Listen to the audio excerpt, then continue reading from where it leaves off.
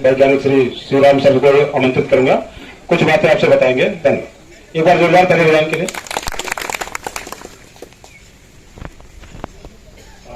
धन्यवाद आपको। मंचासीन आदरणीय आज के हमारे अध्यक्ष doctor M R Singh ji, हमारे दूसरे साथीगण डॉक्टर संजीव कुमार जी और बलरामपुर शुगर चीनी मिल के पदाधिकारीगण एवं कार्यालय गन्ना विकास परिषद के सभी पदाधिकारीगण और दूर दराज से आए हुए सभी किसान भाइयों को मैं इस प्रोग्राम में हार्दिक अभिनंदन करता हूं, स्वागत करता हूं। आज का जो हमारा ये प्रोग्राम है किसान गोष्ठी का और साथ में बीज वितरण का, ये एक केंद्रीय व्यवस्था के तहत हम लोग कुछ ऐसे किसानों को जो ये स्कीम के तहत हम लाभान्वित करते हैं, जो जिनको जैसे लखनऊ जैसे सिटी में या कहीं से बीज नहीं ला पाते, उनको हमारा एक मुख्य उद्देश्य है कि उन तक हम लोग नई नई प्रजाति का बीज जो है पहुंचाने का कष्ट करें।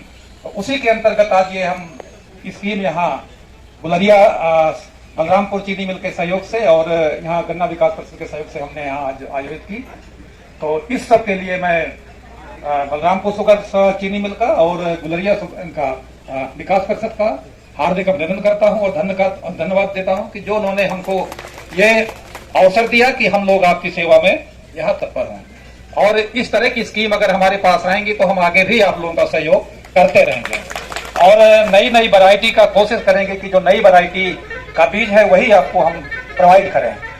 इस एक बैग के माध्यम से ये जो है दर्शाने की कोशिश कर रहे हैं कि कम से कम इस बैग की कीमत ये न समझे कि ये फ्री चीज है, इसकी बहुत अहमियत होनी चाहिए, क्योंकि ये 300 गांठ जो हम दे रहे हैं ये आपके अगले सीजन 1 हेक्टेयर के लिए जो है पर्याप्त हो। तो लास्ट में जैसा मुझे बोलने का मिला है तो मैं तो ये आपका सौभाग्य मानता हूं कि मुझे लास्ट में आप सभी का अभिनंदन करने का मुझे मौका मिला है। वैसे मेरा जो कार्य क्षेत्र है वो सॉइल साइंस है, मृदा विज्ञान है, मैं उसमें भी थोड़ा सा हल्का प्रकाश डालूंगा।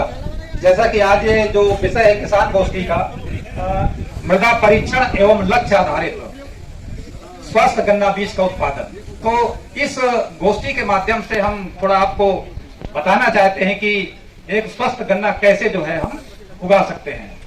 देखिए जिस तरह मिट्टी का महत्व धीरे धीरे बढ़ रहा है, हमारी क्रॉप जो है धीरे धीरे क्या हम लोग बहुत फर्टिलाइजर भी डाल रहे हैं, सब कुछ दे रहे हैं, लेकिन उत्पादन उतना नहीं हो रहा जितना होना चाहिए।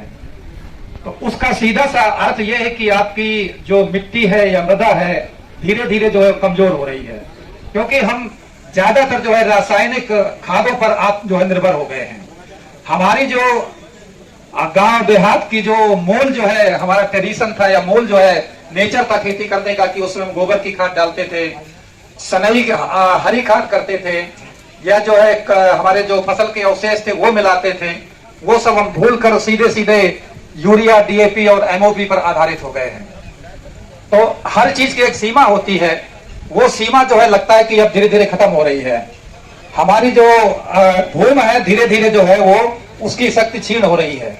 इसलिए उस शक्ति को बनाए रखने के लिए आपको कुछ जो है ऑर्गेनिक उर्वरकों का प्रयोग करना जरूरी होगा, अन्यथा आपकी जो है चाहे जितना भी आप जो है लागत लगाएं, आपकी यील्ड जो है धीरे धीरे करके वो एक कांस्टेंट हो जाएगी, जो है स्थिर हो जाएगी और फिर धीरे धीरे गिरने लगेगी।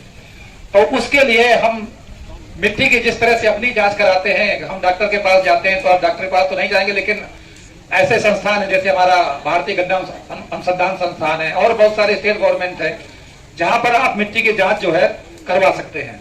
और मिट्टी की जांच करवाकर ही आप अपने खेत की सही जो है शक्ति का, उसकी उर्वरा शक्ति का जो है पता कर सकते हैं कि हमारे खेत की मिट्टी में किस तत्व की कमी है। हमारे जो है अच्छे उत्पादन लेने के लिए 17 जो है आवश्यक पोषक तत्व की आवश्यकता होती है, उनमें से अगर एक की भी कमी होगी तो आपका जो है उत्पादन कम होगा। तो इसलिए मिट्टी की जांच जो है बहुत जरूरी है और मिट्टी की कम से कम 3 साल में एक बार जांच अवश्य करवानी चाहिए। आप लोग देख रहे होंगे कि हमारे खेतों में जैव पदार्थ की कमी हो रही है, और जैव पदार्थ सीधा मतलब होता है कि जब आप खेत की गुड़ाई करते हैं, खुदाई करते हैं, तो आप लोग एहसास करते हो कि कितने केचुए मिलते हैं। अगर जिसके भी फील्ड में केचुओं की संख्या अच्छी मिलती है तो समझ जाइएगा कि वो हमारा खेत अच्छा है, अन्यथा उसकी जो है उर्वरा शक्ति कमजोर हो रही है। तो मिट्टी की जो मेन जो है उर्वरा शक्ति वो जैविक पदार्थ से होती है। जैविक पदार्थ की मात्रा धीरे धीरे कम हो रही है, इसलिए मिट्टी की जांच बहुत आवश्यक है। मिट्टी की जांच अवश्य करवाएं, उसके आधार पर ही जो है आप फर्टिलाइजर का प्रयोग करें। हम फर्टिलाइजर में मुख्यतः जो है यूरिया का प्रयोग बहुत अधिक कर रहे हैं, डीएपी का प्रयोग उसके बाद कर रहे हैं और एमओपी का भी कर रहे हैं। लेकिन बहुत सारे किसान मैं अभी भी जानता हूं कि मुश्किल से 50% ही एमओपी का प्रयोग करते हैं। एमओपी मतलब म्यूरेट ऑफ पोटाश। तो 50% लोग ही जो है पोटाश का प्रयोग कर रहे हैं, जबकि पोटाश का प्रयोग करना बहुत आवश्यक है। अधिक यूरिया देने से बहुत कुछ नहीं होता, क्योंकि यूरिया जो है पौधे के लिए और साथ साथ हमारे वातावरण के लिए, दोनों के लिए बहुत हानिकारक है। यूरिया आप जितना अधिक देंगे उतना ही जो है पौधा क्या होता है कि बीमारी और जो है रोगों से ग्रसित होता है। उतना ही प्लांट जो है पौधा बोलते सकुलेंट होता है, बहुत कोमल हो जाता है। तो ज्यादा यूरिया से आपको उत्पादन क्षमता नहीं बढ़ेगी। आपको एक बैलेंस फर्टिलाइजर देना है, सभी जो है पोषक तत्वों का एकदम संतुलित प्रयोग होना चाहिए। तो यूरिया का जो है ज्यादा प्रयोग पौधों के लिए तो हानिकारक है ही। दूसरा जो सबसे ज्यादा वो खतरनाक है वो आदमी के लिए हानिकारक है, क्योंकि उसका बहुत सारा पोर्शन जो है हमारे नीच ग्राउंड वाटर में चला जाता है, जो कि वो कहीं ना कहीं हमारे फूड चेन में यानी कि हमारे भोजन में आके मिलता है, और उससे जो है बहुत सारी बीमारियां हो रही हैं। अधिक यूरिया देने से जो दूसरे पोषक तत्वों की कमी हो जाती है। इसी तरह मैं अगर कहूं कि जैसे डीएपी का प्रयोग बहुत हो रहा है। हम बहुत सारे मिट्टी के सैंपल जांच करते हैं और हमने ये पाया है कि अब फास्फोरस की मात्रा बहुत मिट्टी में बढ़ गई है। तो बहुत अधिक फास्फोरस देने की आवश्यकता नहीं है, क्योंकि फास्फोरस देने से, फास्फोरस मतलब डीएपी देने से क्या होता है कि उसकी केवल जो उपलब्धता है केवल 15%। पौधे को 15, अगर 100 किलो डालते हैं तो 15 किलो ही मिलेगी, बाकी सब वो मिट्टी में ही रह जाती है। पोटाश का भी जो है संतुलित प्रयोग कीजिए। पोटाश बहुत सारे रोगों को जो है रोगों से लड़ने की क्षमता प्रदान करती है। इसके साथ ही अधिक सूखे की स्थिति में भी पौधे को जो है वो सपोर्ट करती है। इसके साथ ही और बहुत सारे जैसे सल्फर, बहुत सारी मिट्टी में जो है सल्फर की कमी हो रही है। धीरे धीरे जो है सल्फर काफी कम हो गया, तो मिट्टी की अगर जांच करवाएंगे तो आपको पाएंगे कि सल्फर की भी काफी कमी है। सल्फर के साथ साथ जो हमारे सूक्ष्म पोषक तत्व है, स्पेशली जिंक की कमी जो है बहुत ज्यादा हो गई है। काफी 30 से 40% जो है सैंपल जो है इसमें जिंक की कमी पाई जाती है। तो आप मिट्टी की जांच करवाइए। जांच कराने के बाद जो है उसको लक्ष्य के आधार कितना आप जो उत्पादन लेना चाहते हैं उसके अनुसार जो है फर्टिलाइजर का प्रयोग करें। इसी कड़ी में मैं आपको बताना चाहता हूं कि हमारे संस्थान ने यानी कि हम लोगों ने ही एक ऐप का जो है डेवलप किया, इसको नाम दिया हम लोगों ने फर्टिलाइजर कैलकुलेटर। ये गूगल जो है प्ले स्टोर में अवेलेबल है। आप कोई भी किसान भाई इसको जो है डाउनलोड कर सकता है, और दोनों भाषा, हिंदी भाषा में भी है और अंग्रेजी भाषा में है। तो इस जो है फर्टिलाइजर कैलकुलेटर के माध्यम से आप संतुलित जो है कितना फर्टिलाइजर जो है 1 हेक्टेयर में प्रयोग करना है वो आराम से आप जान सकते हैं। लेकिन इसके साथ में आपको एक कंडीशन है कि पहले मिट्टी की जांच करवानी होगी, तभी ये आप जो है इस ऐप का प्रयोग कर सकते हैं। मिट्टी की जांच करवाने के बाद इसमें 2 ऑप्शन देखिए दिए हुए हैं। एक हिंदी का ऑप्शन है और एक इंग्लिश का ऑप्शन है। इसमें आप हिंदी वाले ऑप्शन में दबाएंगे तो ये जो है आपका ये इस तरह का खुल जाएगा। अब इसमें इस तरह खुलने के बाद यहाँ पर देखिए लिखा है मृदा परीक्षण परिणाम किलोग्राम में। तो यहाँ पर 3 चीजें दी हुई है, इसमें नाइट्रोजन दिया हुआ, फास्फोरस दिया हुआ और पोटास दिया हुआ है। अब इसमें आप नाइट्रोजन में क्लिक करेंगे तो नाइट्रोजन की वैल्यू जो है 150 से 400 केजी तक आएगी। जो आपकी मिट्टी की जो है वैल्यू आई हो, जैसे 230 किलोग्राम आई है तो आप 230 किलोग्राम पे इसको टिक कर देंगे। ये हमने 230 किलोग्राम पे टिक कर दिया। उसी तरह से अगला जो है फास्फोरस की वैल्यू देखिए, फास्फोरस की वैल्यू मान लीजिए 15 किलो है, 15 किलो हमने उस पर टिक कर दिया। और पोटास पे टिक किया हमने, पोटास की वैल्यू मान लीजिए कि 118 किलो है तो 118 हमने वहां कर दिया। देन दोनों फसल का है, बावक का भी है और पेड़ी का है। तो पेड़ी जो फसल आप लेना है, बावक फसल ले रहे हैं या पेड़ी ले रहे हैं, तो उसमें दोनों ऑप्शन है। तो मैंने इसमें ऑप्शन में बावक डाल दिया। और यहाँ पर 3 टारगेट है। टारगेट का मतलब कि आप 100 टन जो है प्रति हेक्टर लेना चाहते हैं, 110 टन प्रति हेक्टर लेना चाहते हैं या 120 टन। इस एरिया में 120 टन प्रति हेक्टेयर तक हम इजीली आराम से फसल ले सकते हैं गन्ने की। तो यहाँ 3 ऑप्शन है। 3 ऑप्शन में आप कोई भी ऑप्शन चुनेंगे उसी के अनुसार फर्टिलाइजर का रिक्वायरमेंट आएगी।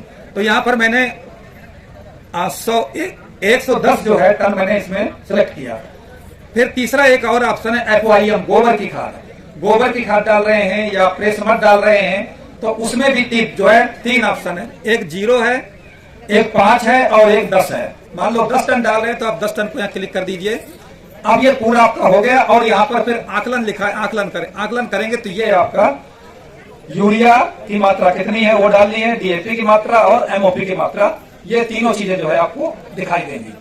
तो इसके माध्यम से आप संतुलित फर्टिलाइजर का प्रयोग कर सकते हैं। अब इसमें जो यूरिया आई है, यूरिया को आप 3 भागों में बांट सकते हैं कि हमें प्लांटिंग के टाइम कितना देना है और फर्स्ट टॉप ड्रेसिंग जो करनी है, पहला छिड़काव उसमें कितना देना है और दूसरा जो छिड़काव में कितना देना है। तो इस तरह से इस कैलकुलेटर के माध्यम से भी आप जो है संतुलित जो है फर्टिलाइजर का प्रयोग कर सकते हैं। इसके साथ ही अगर वैसे तो हमारा जो है रिसर्च ऑर्गेनाइजेशन है, हम रिसर्च करते हैं, लेकिन किसान भाइयों को कुछ अगर मिट्टी के सैंपल आते हैं तो उनको फ्री ऑफ कॉस्ट करते हैं और उनको रिपोर्ट भी बताते हैं और उनका जो भी संतुष्टि होती है वो भी देते हैं।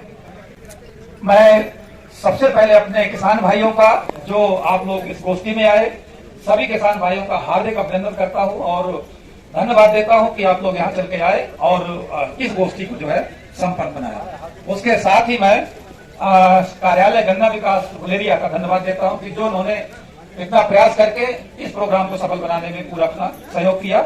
इसके लिए सभी जितने भी यहाँ के पदाधिकारीगण हैं सबका जो है धन्यवाद।